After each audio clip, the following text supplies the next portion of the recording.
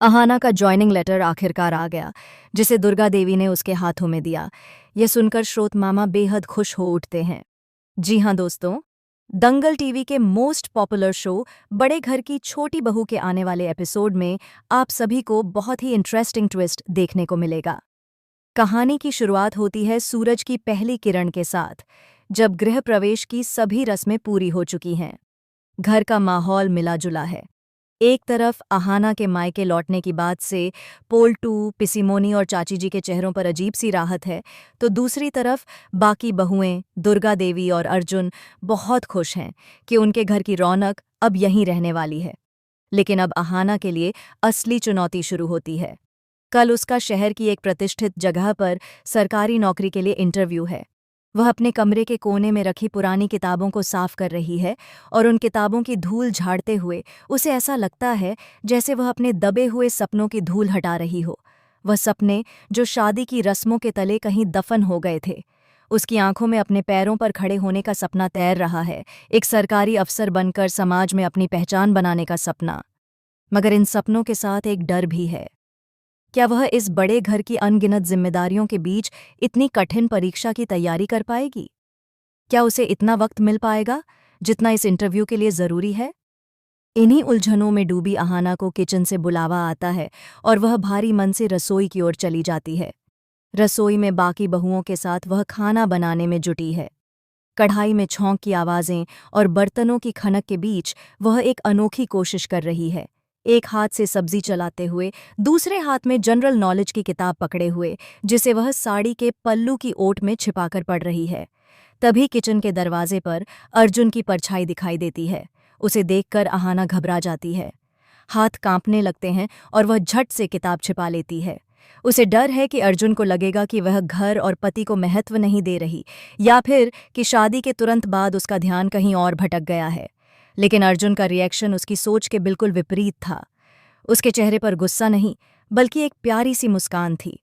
वह आगे बढ़कर अहाना के हाथ से किताब ले लेता है।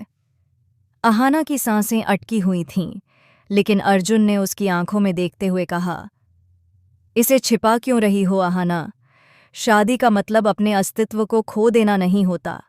मुझे पता है कि तुम सरकारी अफसर बनना चाहती हो और कल तुम्हारा इंटरव्यू है। याद रखना, इस सफर में तुम अकेली नहीं हो, मैं तुम्हारे साथ हूं। इसके बाद अर्जुन बाकी बहुओं से कहता है कि कुछ दिनों के लिए अहाना को घर के कामों से मुक्त कर दिया जाए, ताकि वह पढ़ाई पर ध्यान दे सके। अर्जुन की यह बात सुनकर अहाना की आंखों में उम्मीद के आंसू छलक आते हैं। उसे विश्वास नहीं हो रहा कि जिसे वह अपनी रुकावट समझ रही थी, वही उसकी सबसे बड़ी ताकत बन गया है। इसके बाद घर का नज़ारा बदल जाता है। जो अर्जुन कल तक अपनी ही दुनिया में खोया रहता था, आज वही अहाना का टीचर बन गया है। घर के आंगन में श्रोत मामा और दुर्गा देवी एक प्यारा दृश्य देख रहे हैं। अर्जुन अहाना को इतिहास और भूगोल के कठिन सवाल बेहद प्यार से समझा रहा है, और अहाना एक आज्ञाकारी छात्रा की तरह नोट्स बना रही है। बीच बीच में अर्जुन उसे पानी पिलाता है और हौसला बढ़ाता है। तुम कर पाओगी। पीछे खड़े श्रोत मामा और दुर्गा देवी गर्व से चमक रहे हैं। उन्हें महसूस हो रहा है कि अर्जुन और अहाना अब एक दूसरे की ढाल बन चुके हैं। लेकिन हर अच्छी कहानी में ट्विस्ट के लिए एक विलन तो होना ही चाहिए।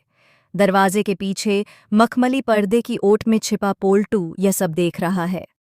वह हैरान है कि जो अर्जुन कल तक अहाना से तलाक लेने की बात सोच रहा था, आज वही उसे पढ़ा रहा है। ईर्ष्या में जलता बुझता पोल्टू सोचता है, अगर यह अहाना पढ़ लिख गई और सरकारी अफसर बन गई, तो इस घर में हमारी कोई इज्जत नहीं रहेगी। ये हम पर हुक्म चलाएगी और बाकी बहुएं भी इसके नक्शेकदम पर चल पड़ेंगी। मुझे अभी कुछ करना होगा। वह दबे पांव पिसीमोनी के पास जाता है और हमेशा की तरह नमक मिर्च लगाकर बताता है, गजब हो गया पिसीमोनी। अर्जुन तो उस महारानी को अफसर बनाने चला है, घर के सारे काम छोड़कर उसे पढ़ा रहा है, और वह महारानी आराम से कुर्सी तोड़ रही है। यह सुनते ही पिसीमोनी आग बबूला हो जाती हैं। उनका पारा 7वें आसमान पर चढ़ जाता है। पैर पटकते हुए वह अर्जुन के कमरे में पहुंचती हैं और चिल्लाती हैं, ये क्या तमाशा लगा रखा है अर्जुन? घर में काम का पहाड़ पड़ा है और तुम यहाँ स्कूल चला रहे हो। घर की बहुएं चूल्हे पर झुकी हैं और तुम गुरु बनकर बैठ गए हो।